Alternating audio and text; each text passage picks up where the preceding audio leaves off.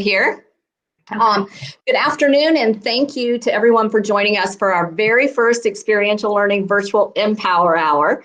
And our hope is that you'll be empowered to begin exploring your career path. In case we've never met, I'm Mrs. Gentine, your experiential learning coordinator, and my role is to help connect you with experiences so you can personalize your career journey. And since we aren't all together right now, we're bringing some of these experiences of guest speakers to you virtually. Many of our high school students have already participated in these experiences by attending our MPower Hour Lunch and Learns. But since we get to go virtual, our Mason Middle School students are now having the opportunity to join us as well. So welcome if you're from Mason Middle School.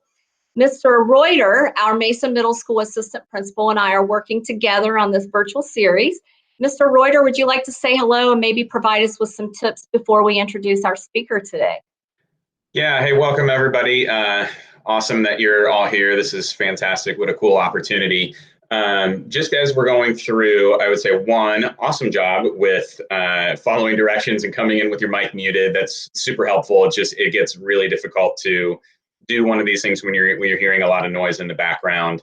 In the top right of your screen, there's like a person icon. Like right now it says there's 17 up there. And then to the right of that, there's a little bubble with like 3 lines. If you click on that, that will open a chat screen. So if there are questions that you have as Danielle is sharing, you can drop those into there and we can monitor those throughout and be able to answer some of those questions. Great. Thank you, Mr. Reuter. So let's meet our very first virtual career speaker. Today joining us from Milan, Italy is Danielle Minter, who, by the way, has just ended her work week as it is Friday evening there. Danielle is a Mason grad whom I had the pleasure of having in class a few years ago.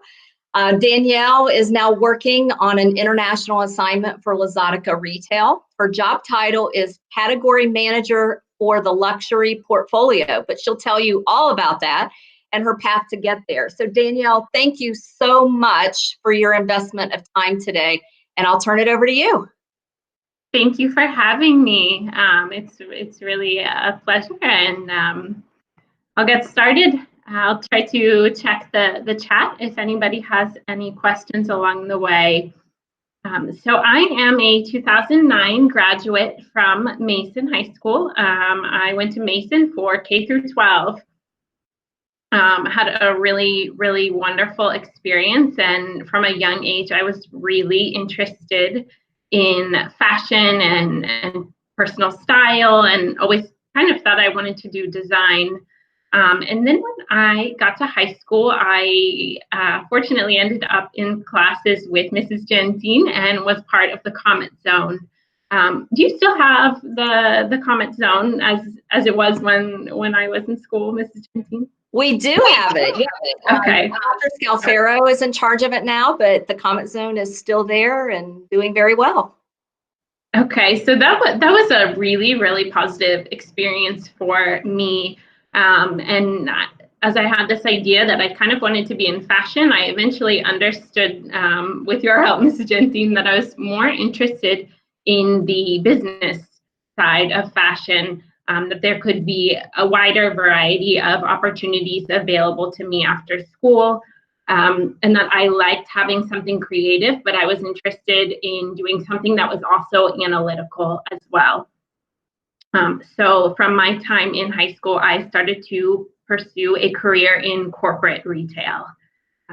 I'll give you a little bit of what was my background in college, after college, my path to Luxottica, and kind of the extra experiences I had out of school that I think are interesting and relevant for a career in retail. So as I said, graduated in 2009. Then I went to the University of South Carolina in Columbia, South Carolina, for their retail and fashion merchandising program. I was a part of the Honors College there, and I was really kind of rare as a student that I had in mind that I wanted to be a buyer and I wanted to work in corporate retail, and I kind of stuck to that path throughout school. So that definitely helped me that I already had this target in mind.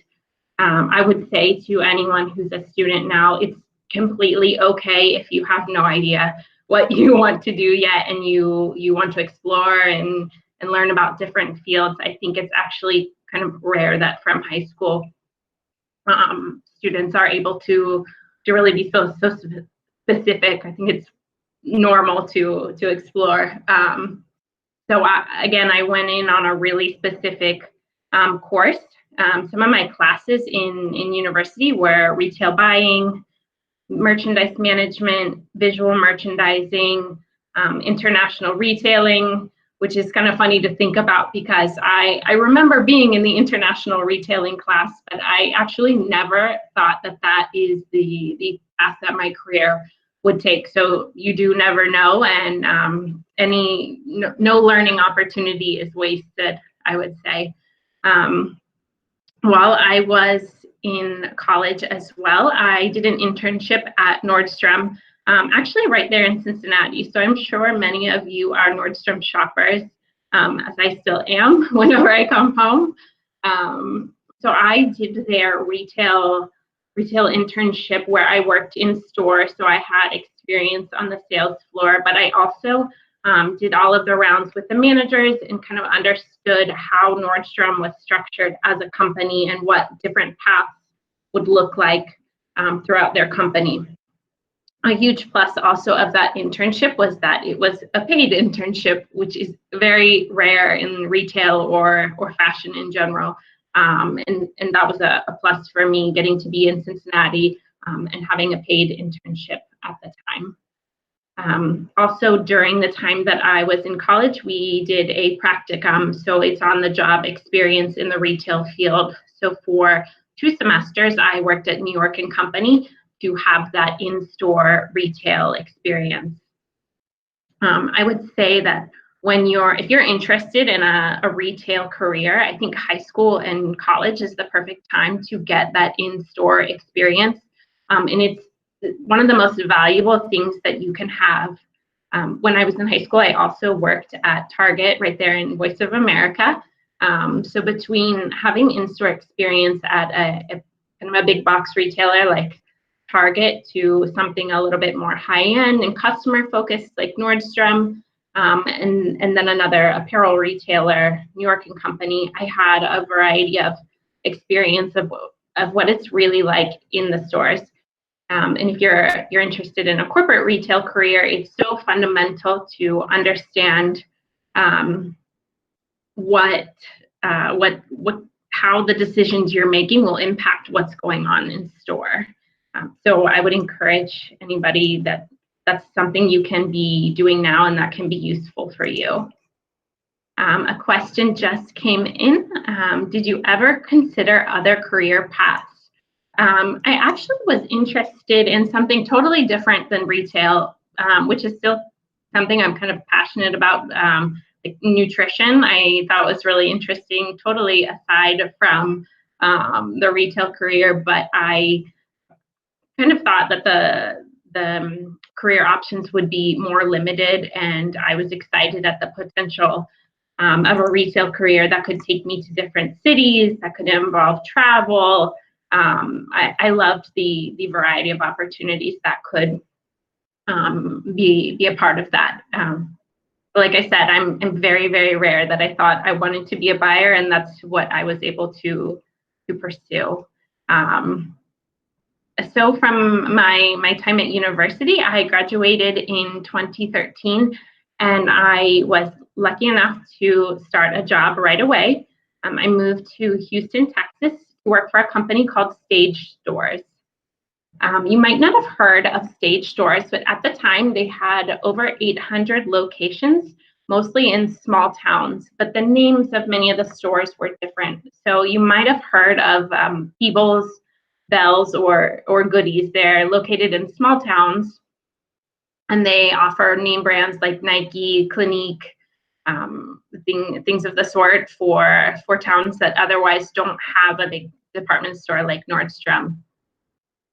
So when I started at Stage Stores, I was in a buying training program. And I know that several other retailers, at least at the time, did this, and I'm sure they still do. They offer training programs out of school for people who are looking for that career in a corporate retail environment. And I think that this is really the best path that you can pursue out of school, because it's a really good bridge between graduation and then jumping right into your career.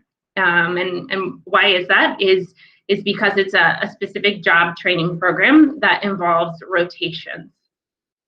So we were a group of 20 assistant buyers that had 6 to 9 months in each buying office before we were rotated to another buying office.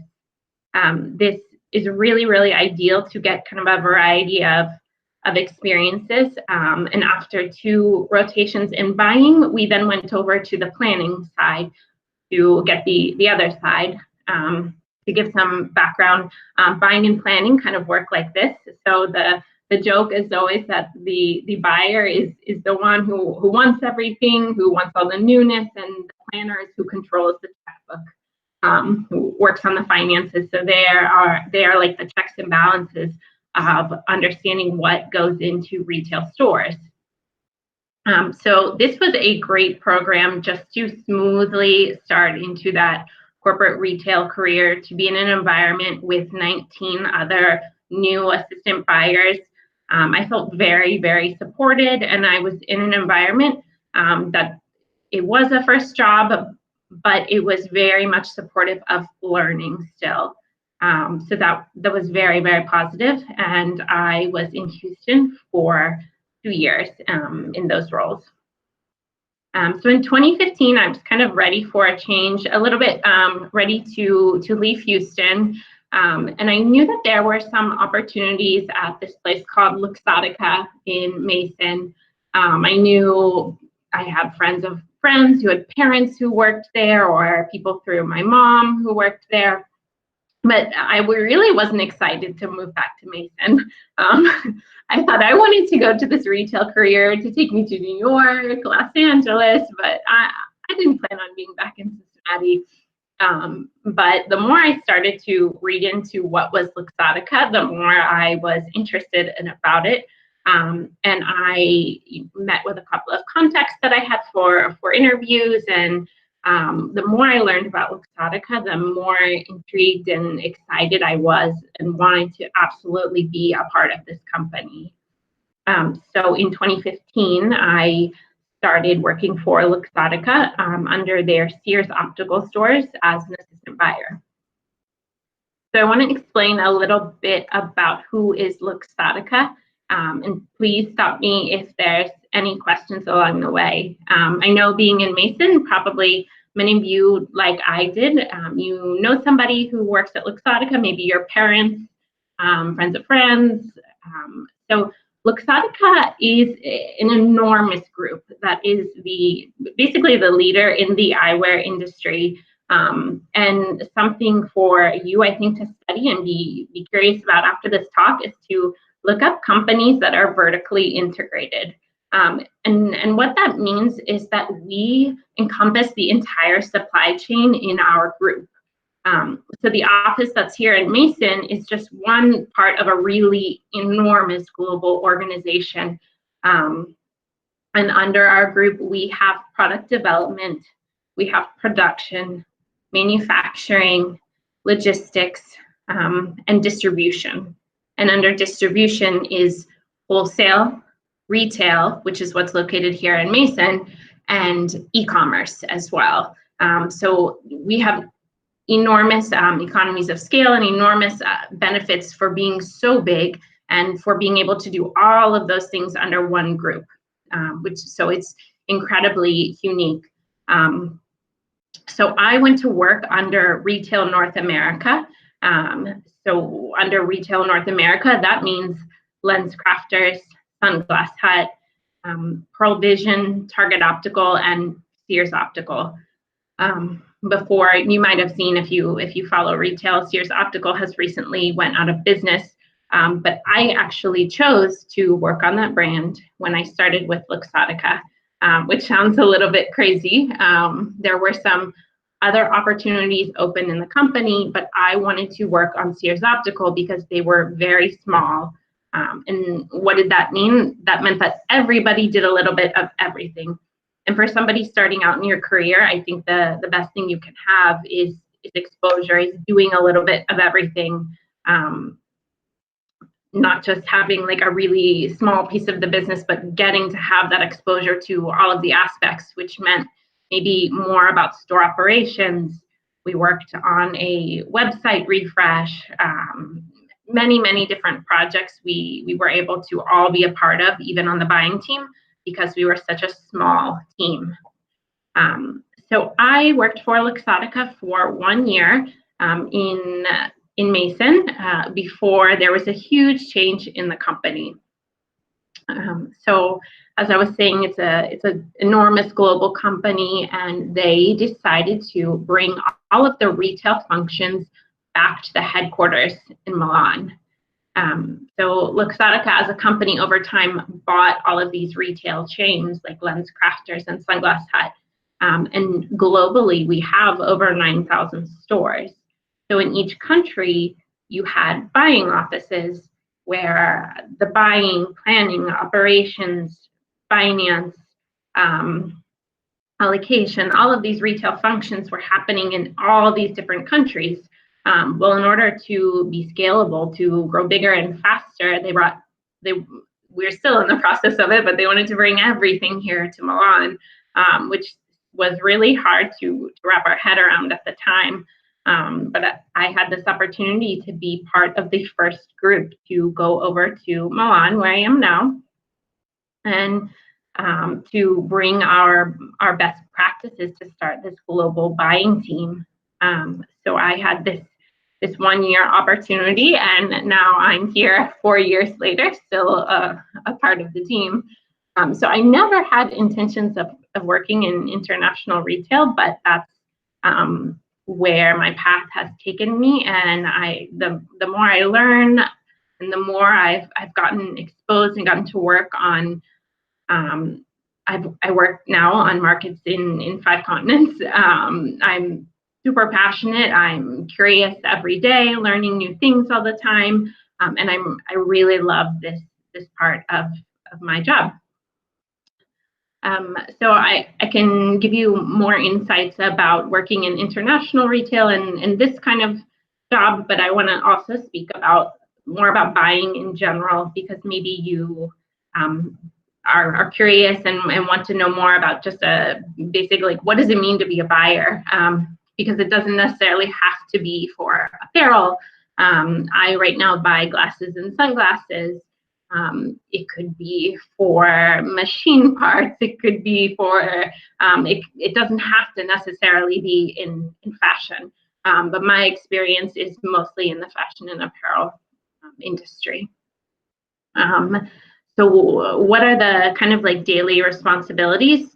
I would put them as a retailer in general. Your goal is to get the right product to the right place at the right time. So all of your daily functions can really be simplified under those 3 umbrellas. Right now, I am a global category manager, and so my day-to-day is all about the right product. So my main focus is creating and managing assortments. What that means is when you walk into a store, let's talk about my industry. You walk into a Sunglass Hut and you see Prada sunglasses on the wall, and Prada sunglasses, for example, have 30 spaces on the wall. What am I going to put in those 30 spaces? What is the best combination of different sunglasses that I want to put in those spaces right now? How do those play together with another brand? How does Prada look next to Dolce & Gabbana? Who is that brand? Who is that brand in North America? Who is that brand in Lens Crafters China or in Australia? These are things that I have to work on when I'm creating different assortments. So it's really managing what product is in store right now. Most buyers are looking at what products are going to be your bread and butter, your best sellers, and what products are going to be seasonal, in and out, and that are kind of the exciting attraction of newness for the customers. So in my company, because as I said, we are vertically integrated, and we cover everything from production to distribution. I work very closely with product development. That is something that I've been doing more and more in the past 2 years, and I absolutely love, because from the very beginning, the thing that I loved was product. So that is a huge benefit for me of being a part of Luxottica, is that I'm working with the line planners on a weekly basis of understanding what's coming in 2021 in the collections. We work 9 to 12 months out, but from point zero to from a new design, it can even be 2 years out. And it's very exciting to be a part of that process. And maybe it's something small, like in North America, we need some bigger sizes, or in Australia, we need more sunglasses that have mirror lenses, because that's what's selling there. But I have the opportunity to influence what's actually being designed and produced. So that has been exciting for me as a part of Luxottica. A traditional buyer, however, would work mostly with third parties, would usually have vendors from another company that you would buy your product from. So you might, depending on the company, you might have more travel involved in your job. You might go to market 3 or 4 times a year, where they show you what is the new product, and you have a certain amount in your checkbook that you can spend. And you plan what's the best way to spend this to put the best product in the stores. That's what our customer is looking for. In my day-to-day is business analysis. So to really simplify it, it's looking at your inventory and your sales. Are we selling what we have inventory of? If not, what are we selling? What do we need more of? We have 1 frame in stores that's red, and we're selling that 10 times compared to every blue frame we have in store. Well, then as a buyer, I need to buy more red frames. That's really, really simplifying it, but those are the kinds of analysis that we might be doing every day, looking at price points, shapes, trends. It's quite different from glasses to sunglasses, because glasses are a medical device.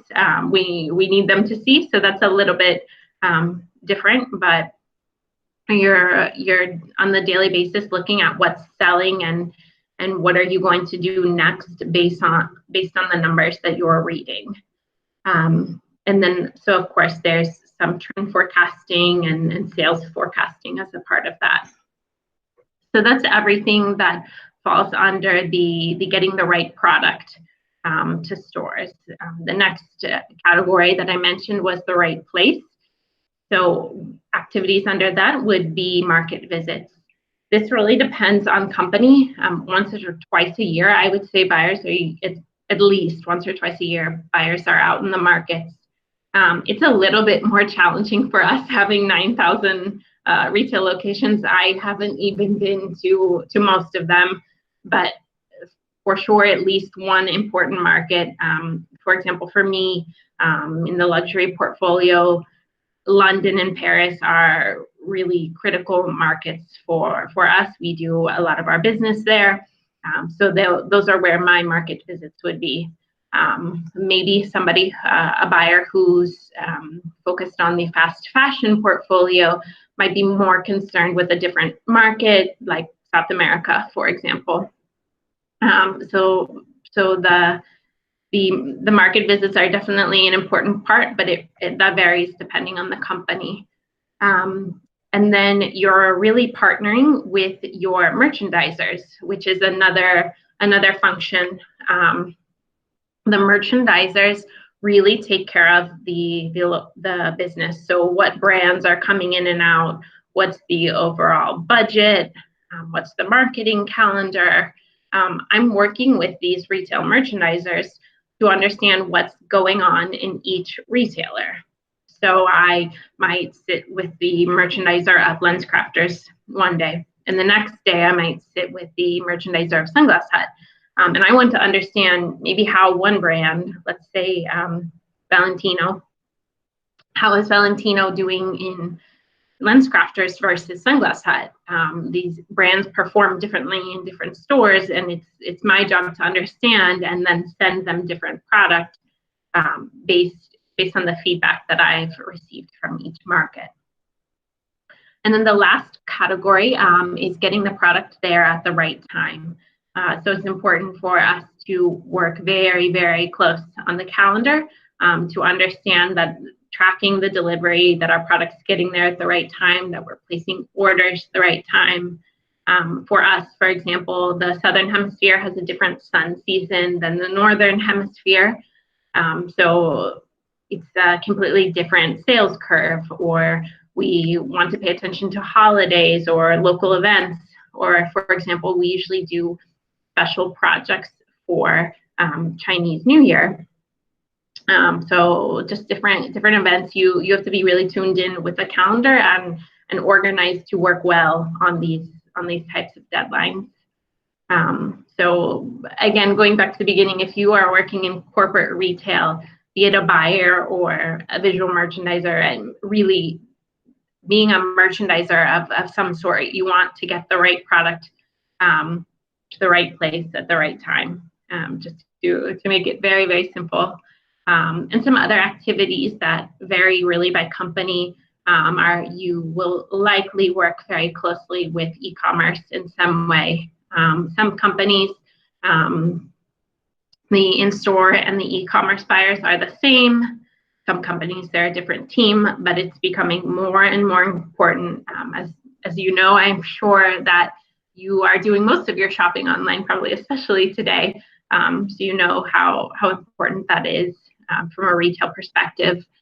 And then you might work very closely with marketing teams. For example, if any of you are Target shoppers, you know the weekly ad that they send out used to be in the Sunday paper. I think now it's mostly on email. The buyer, the buying team, maybe the assistant buyer, usually work to decide what product goes in those ads. So maybe the marketing team comes to you and says, we want to do a 50% off gifts for mom for Mother's Day. And this is 6 months before Mother's Day, maybe. And you are going to look at your product category and say, okay, what do I have that would be a gift for mom that I want to advertise in this vehicle? So that's one example how marketing and the buying team might work together. From a general view of skills and character traits, I would say from a soft skills point of view, you should be very organized and really able to work by a calendar. Like I said, we have a strict seasonality, and we're always working backwards and forwards to stay on time with the calendar and the seasons. You are working in an environment that asks you to be very analytical and creative, which is my favorite part of it.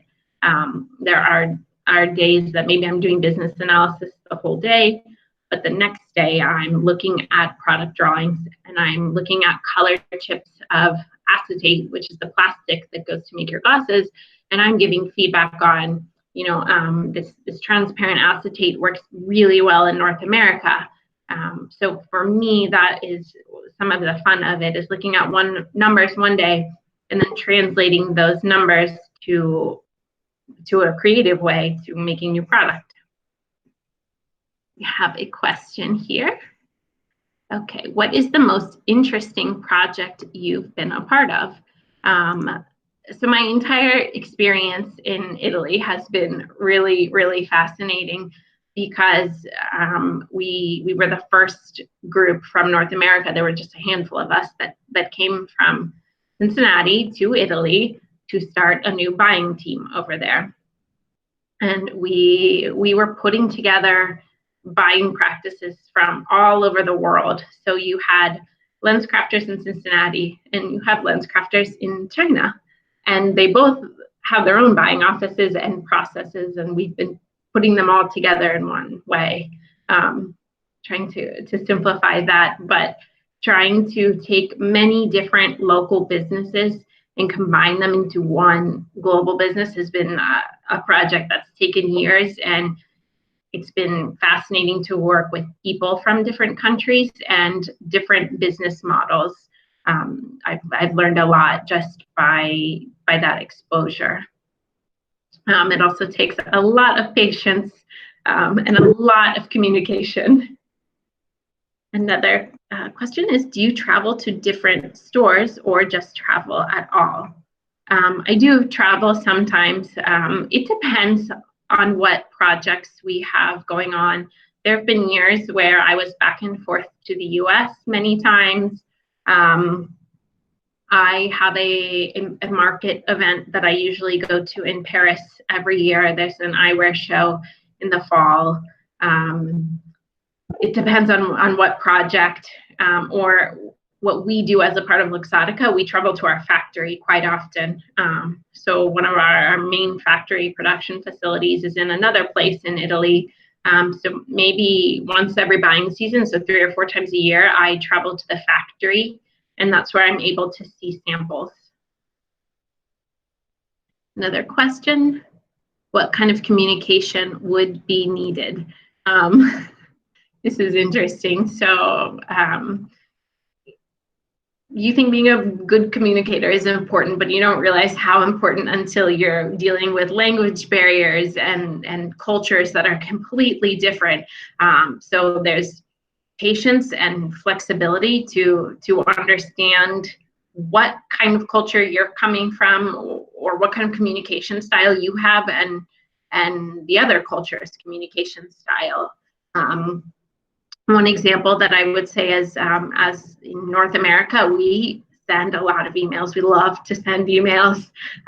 But when I came to Italy, they don't answer emails. Like, they just won't answer you, and it would drive me crazy at first. But I realized you have to call them. They're on the phone all the time. I mean, if you were here in Milan walking on the streets, you would be like, everyone's talking on the phone. So if you want to get a hold of somebody, you call them, you pick up the phone. You don't send an email, or maybe you email afterwards. So it's little things like that that are important. Another question, what made you choose the route of becoming a buyer opposed to going into the marketing field? Like I said, I was really unique in that I thought I wanted to be a buyer because I loved product.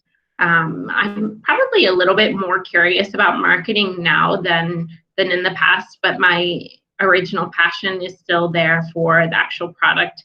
I love to be there and pick up the glasses and see this is a new pair of glasses that 1 year from now are going to go in the store, and I try them on and I see what they look like and decide this is perfect for North America, but you know, in Europe this isn't really their style, so let's, you know, put different things in the assortments for different markets. That's really fun for me. What does a day in the life of the job look like for you? From Brooke. It really differs depending on the day.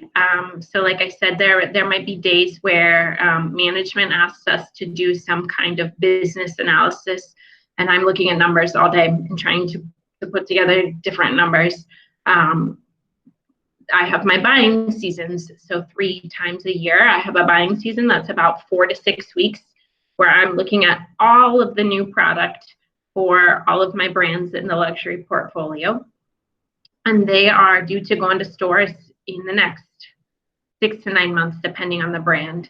And so I spend 4 to 6 weeks deciding on every brand of mine, what is the new assortment going to be. So what am I cutting out of the current assortment, and what's new that I'm sending in, and where am I sending that? Another question, do you have a team to make decisions, or is most of the decisions made by you? It depends on the single. I mean, we're a team of probably 30 that does all of the buying on a global basis, and that's just looking at the product. There's another team probably 50 that are retail merchandisers. We are very lean, very, very lean for the number of stores that we have. So I don't have to make decisions. Like I'm thinking certainly the frames, but there might be other decisions that are made in partnership.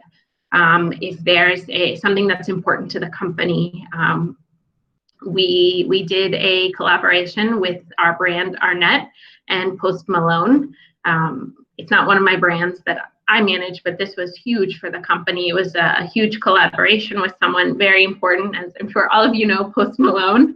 So that was something that the buyer for that brand was working on with many other teams to make sure that all of our stores had all of the sunglasses and glasses that were part of this Post Malone collaboration, because we were doing so many events, marketing activities, and it was a focus from the company.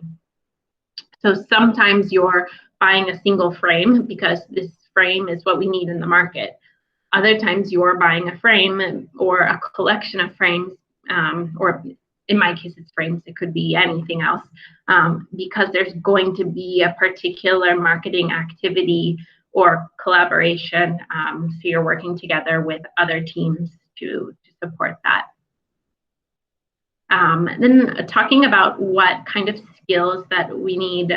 So soft skills are really important, like communication, organization, and then there's your other skills, which are, we're in Microsoft Excel 70% of the time at least, which I know it's not just for buying or a retail career. That's probably most people's biggest surprise when they graduate and go into the workforce, is how much time you spend in Excel.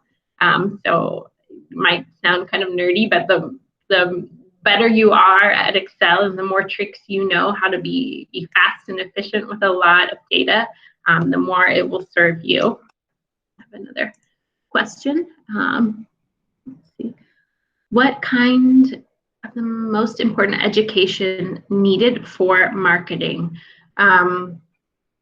Certainly a marketing career path that would be a little bit different than retailing. But what I think would probably be the same for marketing, which I would agree with also for retail, is experience. So I took classes in school that were really specific to retail, but the most important thing was the experience that I had outside of school. So that was leadership positions, internships, conferences, as many opportunities as possible. And I don't think I mentioned this, maybe I skipped over it, but another really important thing is public speaking. You will hear this from everybody forever because it's true. The more comfortable you can get with public speaking, the better. Even if you hate it, you should look for opportunities to do it. It will really, really serve you, and it will never go away. So I was on the speech and debate team at Mason, and I took speech class, public speaking, and it's something that I really use a lot. And I'm happy that I worked on that skill set when I was in school. So, okay, we're in Excel a lot. We use retail math. There's usually some kind of system unique to each company that's for looking at data and business analysis. So that's something that you usually learn on the job, but having a comfort with numbers is definitely essential. So if you're in school, basic economics, accounting, business finance would be incredibly useful. It certainly is a part of being a buyer, is being comfortable with numbers and talking about numbers. So what else? The next note I just had was, what else would I recommend in high school or college? Like I said, working in retail, I think is incredibly helpful when you're in high school and college. The comment zone is still where what stands out in my mind is something that was really helpful to me in addition to the public speaking class. When I got to college, like I said, it was all about extracurriculars for me, leadership opportunities. I was filling up my resume. I was busier in college than I've ever been in my life with extracurriculars and things to put on my resume and learn from, and internships. So I would say no opportunity is wasted there. Let's see what else. Some other occupations maybe that you could go into in the retail field would be merchandise management, visual merchandising, marketing. Like somebody asked about marketing. That could be a path that I could have taken. There's merchandise financial planning. If you're really, really on the business and numbers side, that might be for you. There's allocation management, which is kind of following and making sure the inventory goes to the right places. You could also work on the wholesale side, which could be managing a showroom or being an account executive, which would be more of a commercial role. So where you have clients come to you and you maybe present them the new collection, and you're presenting instead to the buyer. So a sales type of role. You could work in store. You could be a department manager or a store manager. So there's really many, many roles and many directions that you could take this other than being a buyer. And certainly more and more important now is e-commerce. That's one of the biggest things that's changed since I started. Let's see, someone asked, what was your event in speech and debate? I did original oratory, so where you had to write a speech that was your own writing, and perform it for 8 to 10 minutes. And actually, I was just recently for work for a training course, I redid public speaking again, because in the time that I've been here, I've learned Italian, which has been a huge effort to learn a new language while at work. And so I did this public speaking course really just to exercise speaking Italian in public. So taking my skill level at Italian from conversational level to being able to present in meetings and in front of bosses and present ideas. And that was really interesting to go back to speaking again and develop those skills in another language. And I was, again, so happy to have that foundation already. And also, speaking of another language, that is something that I would really tell everybody. If I have kids, when I have kids, I will encourage them to be bilingual. It has been one of the biggest challenges, and one of the things that's been the most fun of being here has been learning a second language. If you have any interest in being working globally, but I mean, I think this is also relevant for the US more and more. The global workforce and competition, everyone has at least 2 languages, if not 3 or 4. So it was clear to me from the beginning that it was important for me to adapt to the culture here, to take on learning the language, but also to be competitive in an international environment. I really needed to jump into that. And it's not been easy. After work, I do Italian lessons online. I still do homework. I still consider myself a student, but it's extremely satisfying. And I love that now wherever I go in the country, I can speak to whoever I want. And it has served me enormously in the workplace. I've definitely had better relationships with people when they're able to speak in their native language, and when they see that I'm making that effort. So if any of you are in a language or passionate about that, I would say stick with it. What else? I think I've covered most of my notes that I had. I have another question here. What internships are useful to go into marketing? I would think about some industries or companies that are useful for you and just start to research them.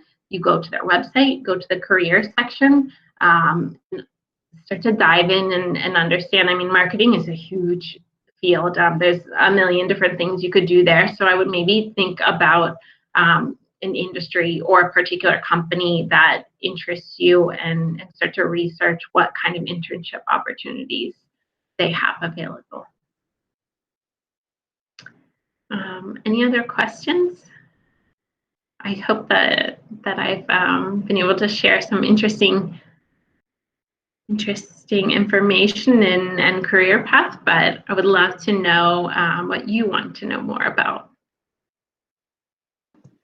Do we have any additional questions? Danielle, you've done a great job of modeling what it is to be a lifelong learner, obviously. One of the things that our students, probably many of you know, but after hearing this great conversation from Danielle, if you are looking for internships, those are usually you bringing a skill into the workplace. Those are usually for juniors and seniors. We post those on Schoology, so if you're interested, watch your Schoology account. Right now, they are very few, as you can expect, but I'm sure we'll be developing more of those. We also have job shadowing and personalized learning days for grades 7 through 12, as well as our speaker series, where you can also learn from these experiences as well. But I think, Danielle, you did a great job of, I just took a couple notes, just the importance of getting out of your comfort zone and taking advantage of as many experiences as you can. It looked like it really paid off in helping to shape what you wanted to do. You could rule out what you didn't like and kind of determine what you liked.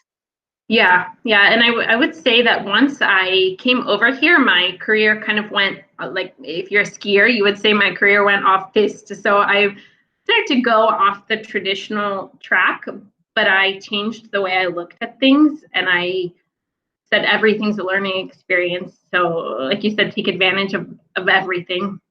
Right. That's great. And even classes, you brought up some of the classes that you had taken in high school. And so that's also important for our students to hear because, oftentimes you start scheduling your classes in January, February for the next year, and you just kind of go through the motions of doing it. But try to be a little more intentional about choosing some of those electives that might help shape your future. Wouldn't you agree? Yeah. I was very serious about school, maybe even a little too serious when I think back, but I was very serious about being on a path and getting good grades. And but yeah, I think that the electives are that opportunity to explore. Absolutely. Good. Any other questions? Well, Danielle, we really appreciate your time, and we're glad to see that you're healthy. Yes. And happy. And we look forward to communicating with you in the future, and really appreciate you taking the time today to speak to our students. Thank you. It's been a pleasure. Thank you. We'll talk soon. All right. Bye-bye. Take care. Bye-bye.